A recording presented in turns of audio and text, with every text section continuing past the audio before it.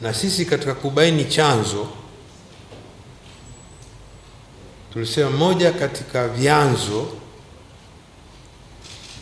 vinahusu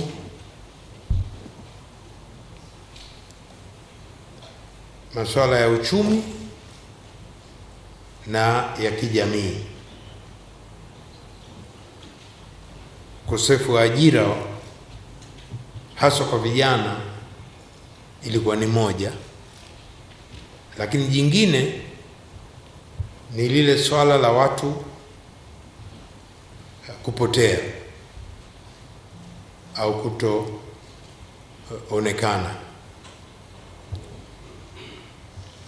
au kutekwa. Sasa tulilifanyia kazi vipi? Kwanza kabisa, kisheria, kama mtu akipotea inabidi taarifa itolewe rasmi. Kwa mamlaka gani? Jeshi la polisi. Jeshi la polisi na wanatakiwa waanze kazi ya kutafuta huyo mtu kuanzia masaa 48 ndio inaanza muda kuanza kuhisabika. Sasa sisi tukapiga hodi polisi kwanza, tutaka kujua upelelezi unakwendaje. Tukapata taarifa kwamba kwa miaka mitatu 2023 mpaka 2025, ni miaka hii mitatu, watu ambao rasmi polisi ina taarifa ni 758.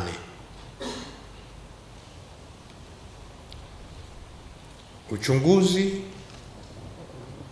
umefanikisha watu 503 kupatikana, ambayo ni 66%.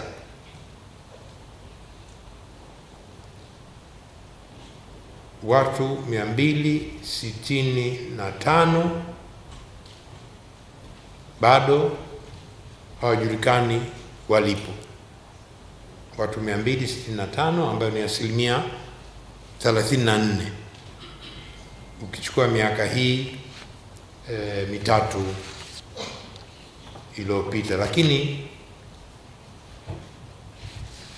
la pili,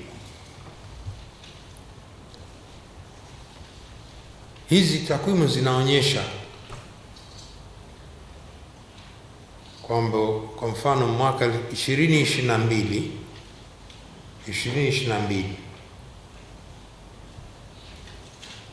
waliopotea ilikuwa 216, waliopatikana 160 na 56 walikuwa bado wanatafutwa. Hiyo 2022. Tuje 2025, mwaka jana.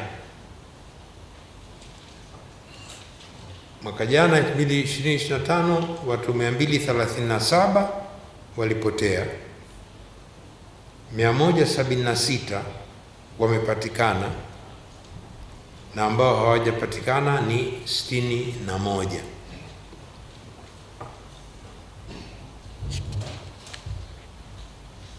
Kwa hiyo moja ni kwamba sio kwamba juhudi hakuna za wenzetu polisi, kwa sababu kuna waliopatikana, lakini kuna hii idadi ambayo bado, na ndio shauku kubwa ya watu kutaka kujua hatma ya ndugu zao, jamaa zao ambao bado hawajapatikana.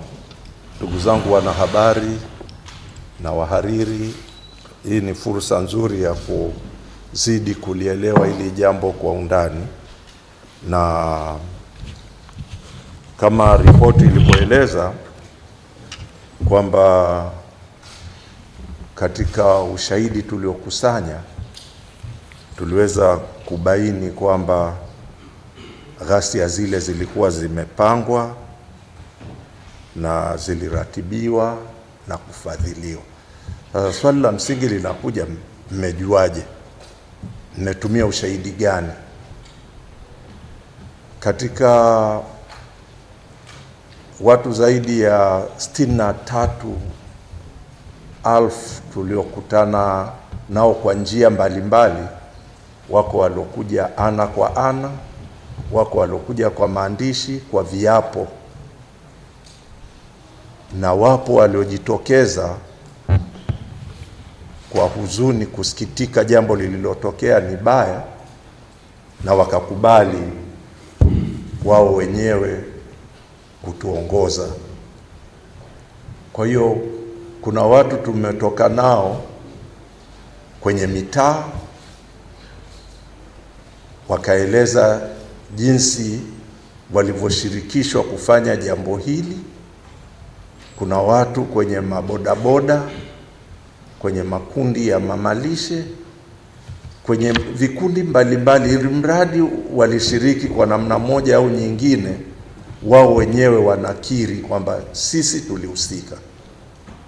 Lakini mimi nilikuwa nafanya biashara katika soko X, na nikaambiwa kipato changu cha mwezi ni shilingi ngapi.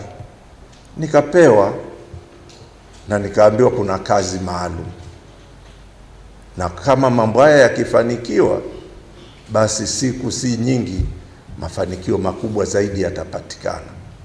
Kwa hiyo watu wa aina hii kwenye vikundi mbalimbali, kwa wakati mbalimbali, maeneo mbalimbali, ule ushahidi wake ukiukusanya unakupa mchanganuo, analysis ya kuweza kubaini kwamba hapa palikuwa na mpango gani. Kwa hiyo ni kwa njia hiyo tuliweza kujua kumbe huu mpango umefadhiliwa. Kuna pia matukio na picha na ushahidi mwingine ulituonesha kabisa zilipangwa mbinu zaidi ya 16 ili jambo hili liweze kufanikiwa.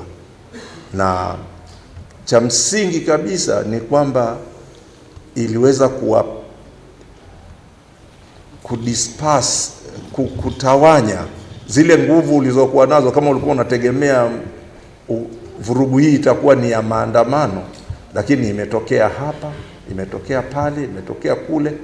Yaani kuna maeneo 202 yalitokea kwenye kadhia hii. Sasa fikiri maeneo ni kama Magomeni, Ubungo, Kimara, Kinyerezi. Sasa lakini pia kuna matukio zaidi ya tukio moja kwenye eneo hilo. Kwa hiyo ule mtawanyiko sasa na mgawanyiko wa askari kukabiliana na jambo hilo, ukichanganya na mbinu zilizowekwa za vizuizi barabarani, mbinu gani, unaona kabisa hili jambo halikujitokeza kwa kulipuka, limepangwa. Na huo ndo mchakato tulioutumia. Hakuna mtu kwenye tume amekaa akafikiri mwenyewe kwamba hili linawezekana likawa limefanyika hivi. Kuna mashahidi wamekuja, kuna digital evidence za video na picha mbalimbali. Kwa hiyo hizi ndo ziliweza kutuongoza na kuweza kujua kuna mchakato wa namna hiyo. Naomba niseme kwa uchache tu.